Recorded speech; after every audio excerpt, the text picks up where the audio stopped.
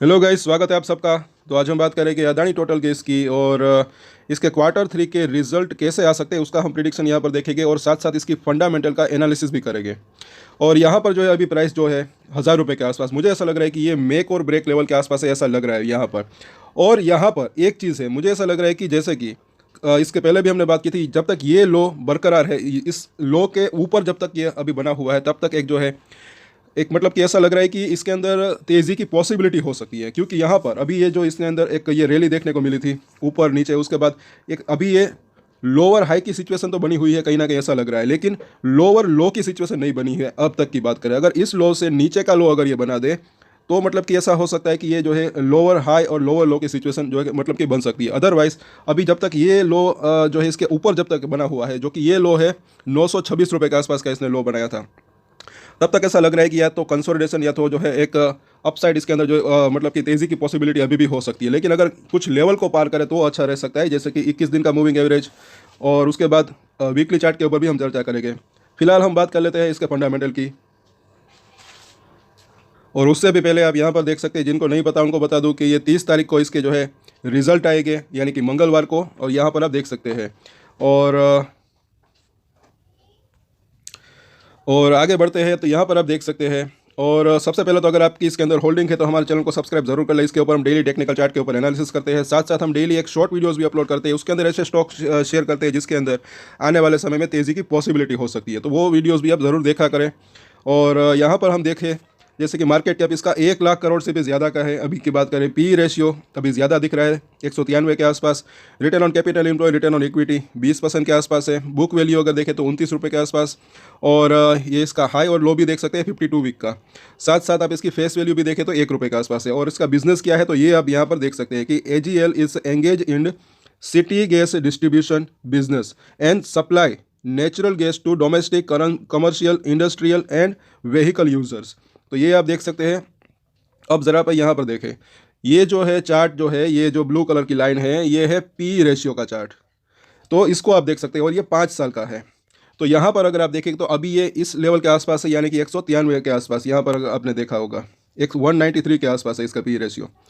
तो I am not saying कि ये सही है या गलत, लेकिन यहाँ पर एक जानकारी की बात है कि ये पहले जो है इससे कम था। यहाँ पर अगर आप देखेंगे फिर जो है इसके ऊपर था यहाँ पर जब प्राइस के अंदर तेज़ी थी, और अभी जो है ये इस लेवल के आसपास है। तो ये इसके पी रेशियो की बात हो गई।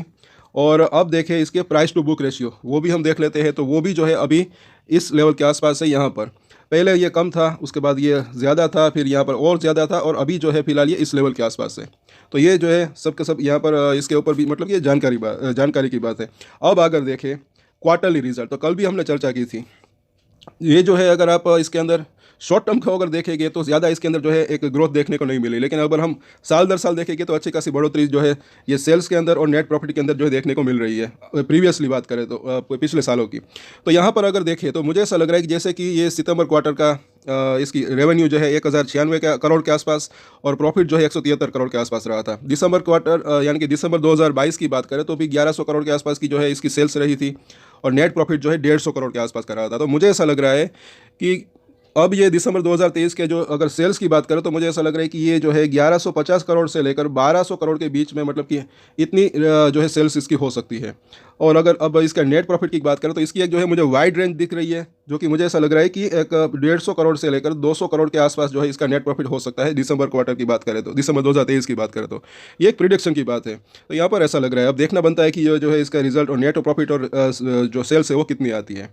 तो ये बात हुई यहाँ की। और अब यहाँ पर देख सकते हैं, और यहाँ पर अगर आप देखें जैसे कि मैंने बोला कि ये जो है साल दर साल अगर देखें सितंबर से इस सितंबर तो ज़्यादा ग्रोथ नहीं दिख रही। यहाँ पर नेट प्रॉफिट भी जो है उसके अंदर भी ज़्यादा बढ़ोतरी नहीं दिख रही। लेकिन अगर आप दिसंबर 2020 से यहाँ तक की बात करें तो सेल्स के अंदर जो है अच्छी बढ़ोतरी दिख रही है। हालांकि नेट प्रॉफिट जो है उसके अंदर अभी ज़्यादा बढ़ोतरी नहीं देखने को मिल रही है। लेकिन यहाँ पर अगर आप देखेंगे 2000 ये पूरे साल का जो है रिजल्ट है, मार्च 2018 से मार्च 2023 की बात करें तो सेल्स के अंदर देखेंगे तो अच्छी खासी जो है एक बढ़ोतरी देखने को मिल रही है। नेट प्रॉफिट भी 162 करोड़ से बढ़कर 546 करोड़ रहा था मार्च 2023 की बात करें तो, पूरे साल की बात करें तो। ये आप देख सकते हैं। तो मुझे ऐसा लग रहा है कि शॉर्ट टर्म में के अंदर जो है इसके अंदर वॉलेटिलिटी रह सकती है, लेकिन लॉन्ग टर्म के लिए मतलब कि अच्छा रह सकता है।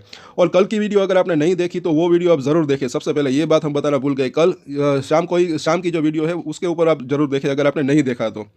और साथ साथ अब यहाँ पर नीचे भी हम नज़र कर लेते हैं। तो यहाँ पर आई होप कि आप सबको जो है समझ यहाँ पर दिखाई दे रहा होगा कि पहले तो आप देखें कंपाउंडेड सेल्स ग्रोथ। तो सेल्स ग्रोथ इतनी इसकी जो है 5 साल की कितनी रही, तो यहाँ पर देखें साल दर साल 26% के आसपास 5 साल में। 3 साल की बात करें तो 33% की।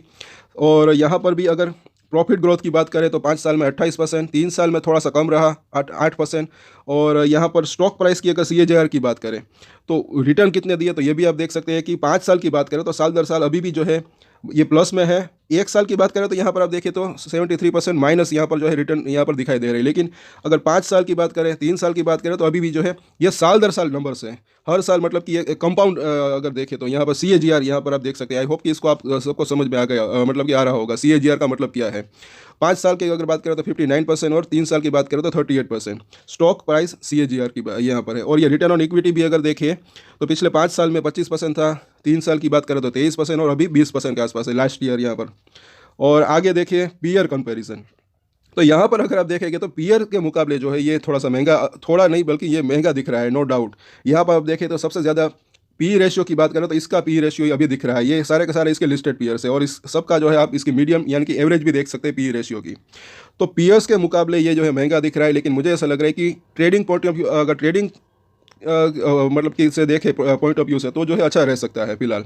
तो अभी की बात करें तो पी रेशियो के मुकाबले अगर देखेंगे तो लिस्टेड पीयर से जो है ये महंगा दिख रहा है। लेकिन एक चीज़ मुझे यहाँ पर इसकी काफ़ी अच्छी लग रही है, वो क्या है, तो ये भी आप देखें बैलेंस शीट को अगर हम देखते हैं, इसके अंदर ये बोरोविंग को हम देखते हैं, यानी कि बोरोविंग का मतलब होता है कि मुझे ऐसा लग रहा है कि कर्जा। तो यहाँ पर आप देखिए इसका ऊपर कर्जा जो है वो काफ़ी कम है। अभी की बात करें तो ये जो है नंबर्स जो है ये करोड़्स में है। तो अभी सितंबर 2023 तक की बात करें तो 1356 करोड़ के आसपास का इसके ऊपर जो है बोरोविंग है। तो ये बोरोविंग आप इसको देख सकते हैं। ये अदानी टोटल की इसकी बात करें, दूसरे कुछ अदानी ग्रुप के शेयर से उसके मुकाबले अगर देखेंगे, जैसे कि ये पहले तो ये एक एग्जाम्पल है, अदानी ग्रीन एनर्जी की बोरोविंग देखिए, ये इसकी बोरोविंग सितंबर 2023 में 57,000 करोड़ से भी ज़्यादा, कहाँ 1300 करोड़, 1350 करोड़, कहाँ 57,000 से भी ज़्यादा, मतलब कि बोरोविंग। तो ये आप देख सकते हैं इसके अंदर। तो और हाँ, और उसका मतलब ये नहीं है कि ये मतलब कि इसके लिए नेगेटिव पॉइंट है अदानी ग्रीन एनर्जी के लिए। अदानी ग्रीन एनर्जी भी मुझे ऐसा लग रहा है कि अच्छी कंपनी है, हो सकती है, इसके फंडामेंटल भी अच्छे हो सकते हैं, सबकी अपनी अपनी खूबियाँ और खामियाँ हो सकती है। तो इसकी भी जो है ग्रोथ मुझे ऐसा लग रहा है कि अच्छी जो है हो सकती है, और ये कंपनी भी अच्छी हो सकती है। और इसके ऊपर भी हम डेली टेक्निकल चार्ट के ऊपर एनालिसिस करते हैं। लेकिन ये तो एक एग्जांपल की बात है। यहाँ पर आप देखिए जैसे कि बोरोविंग जो है अभी सितंबर 2023 का इसके अंदर जो है दिख रहा है वो 1350 करोड़ के आसपास का। अब आगे देखते हैं शेयर होल्डिंग पैटर्न। तो यहाँ पर अभी देखेंगे तो साल दर साल अगर देखें तो 20 दिसंबर से इस दिसंबर की बात करें तो प्रमोटर होल्डिंग तो सेम ही है। लेकिन अगर FIS की बात करें तो इसकी होल्डिंग घटी है। लेकिन एक चीज़ और है कि अभी भी 13% FIS इसके अंदर घुसे हुए हैं, मतलब कि 1 लाख करोड़ से भी ज़्यादा का मार्केट कैप है, कोई छोटी मोटी कंपनी नहीं है, 1 लाख करोड़ से भी ज़्यादा का मार्केट कैप, और इसके अंदर भी FIS की होल्डिंग अभी भी 13% है। तो आप खुद कैलकुलेशन कर सकते हैं कि कितने FIS इसके अंदर अभी भी मौजूद है। साथ साथ DIS की बात करें तो इसकी होल्डिंग के अंदर ज़्यादा कुछ जो है मतलब कि चेंजेस ज़्यादा नहीं हुए हैं। लेकिन अगर पब्लिक शेयर होल्डिंग की बात करें तो वो जो है अच्छी खासी बड़ी है। यहाँ पर साल दर साल की अगर बात करें तो ये इसकी शेयर होल्डिंग की बात हो गई। तो इसकी फंडामेंटल की चर्चा हमने कर ली। अब इसके चार्ट के ऊपर भी हम चर्चा कर लेते हैं। और जैसे कि मुझे ऐसा लग रहा है कि जो शॉर्ट टर्म की बात करें तो इसके अंदर जो है दोनों ही तरफ ऊपर नीचे वॉलेटिलिटी रह सकती है। लेकिन लॉन्ग टर्म की बात करें तो मुझे ऐसा लग रहा है कि अच्छा रह सकता है। तो अभी 1000 रुपीज़ के आसपास का प्राइस है। साथ साथ अगर देखेंगे जैसे कि हमने पहले ही हमने चर्चा की 21 दिन का मूविंग एवरेज, ये आप देख सकते हैं, ये काफ़ी अभी जो है इंपॉर्टेंट लेवल इसका लग रहा है, काफ़ी नज़दीक है अभी। अगर इसके ऊपर क्लोजिंग देता है तो अच्छा रह सकता है, वो भी 2-4 दिन वहाँ पर टिके तब की बात है। क्योंकि यहाँ से लेकर यहाँ तक ये जो तेज़ी आई उसके बाद 21 दिन के मूविंग एवरेज से नीचे नहीं आया था, रिसेंटली यहाँ पर आया था। थोड़ा सा जूम करके देखें तो यहाँ पर आप देख सकते हैं 21 दिन का मूविंग एवरेज ही है ये। इसके पहले जो है इस लेवल के आसपास इसने सपोर्ट लिया था, तब ये 21 दिन का मूविंग एवरेज नीचे था।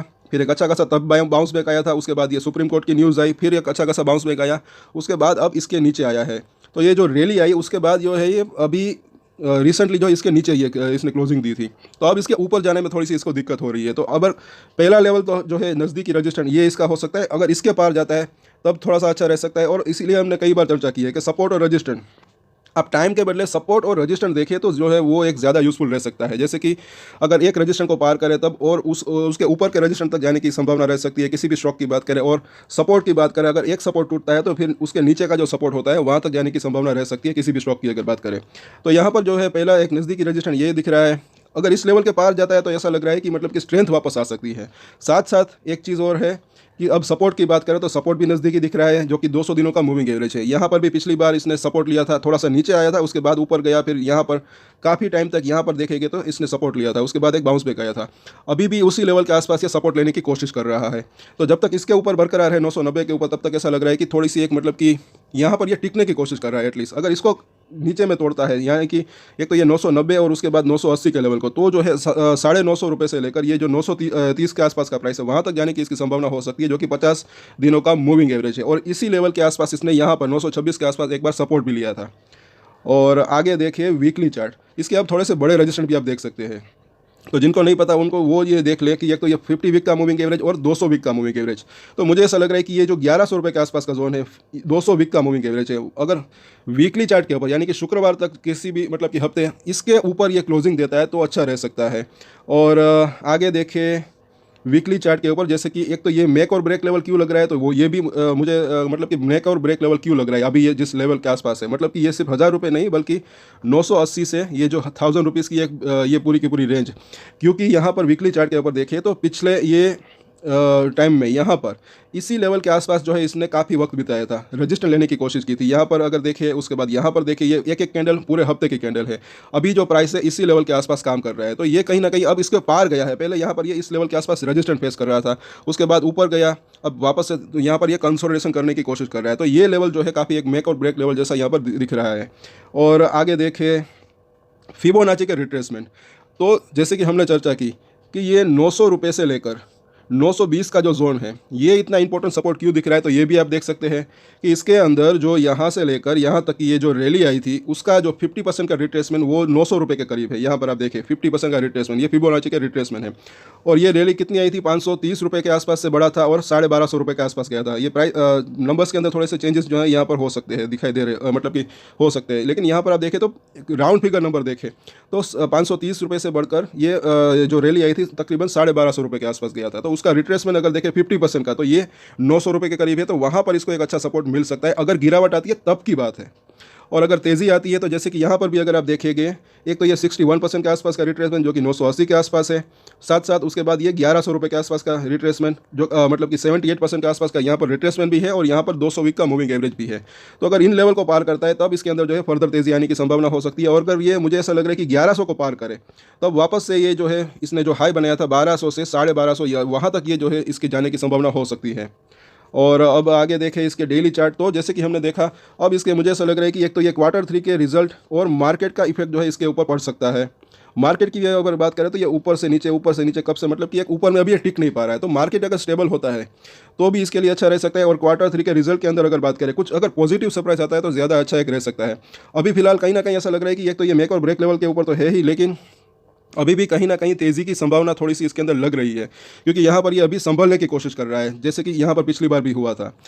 तो अगर ये कुछ लेवल्स को अगर क्रॉस कर दे, जैसे कि एक तो 21 दिन का मूविंग एवरेज, साथ साथ उसके बाद देखें तो 1060 और खास करके ये 1100 रुपये का जोन, अगर इसको पार करें तो वापस से इसके अंदर जो है 1200 1250 तक जाने की इसकी संभावना हो सकती है। और अगर ये 1200 से 1250 यहाँ पर आता है, उसके बाद अगर उसको क्रॉस करता है, तब जो है हम आगे मतलब की चर्चा करेंगे कि ये उसके बाद जो है कहाँ तक जा सकता है। फिर मुझे ऐसा लग रहा है कि ये 1500 तक भी जाने की इसकी संभावना हो सकती है, लेकिन ये अभी भी जो है एक रजिस्टेंस बना हुआ है।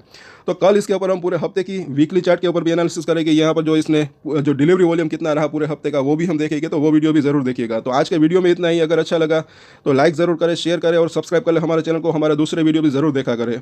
और एक स्टैंडर्ड डिस्क्लेमर जो कि मैं हमेशा देता हूँ, आप कोई भी ट्रेड ले उससे पहले अपनी रिसर्च करें, अपने फाइनेंशियल एडवाइजर की सलाह ले, उसके बाद ही कोई डिसीजन ले। और डिसीजन ले तो उसकी जिम्मेदारी मैच्योरिटी के साथ खुद ही ले। ये वीडियो मैंने एजुकेशन पर्पस के लिए बनाया, मेरी तरफ से कोई भी बाय या सेल की रिकमेंडेशन नहीं है। Thank you.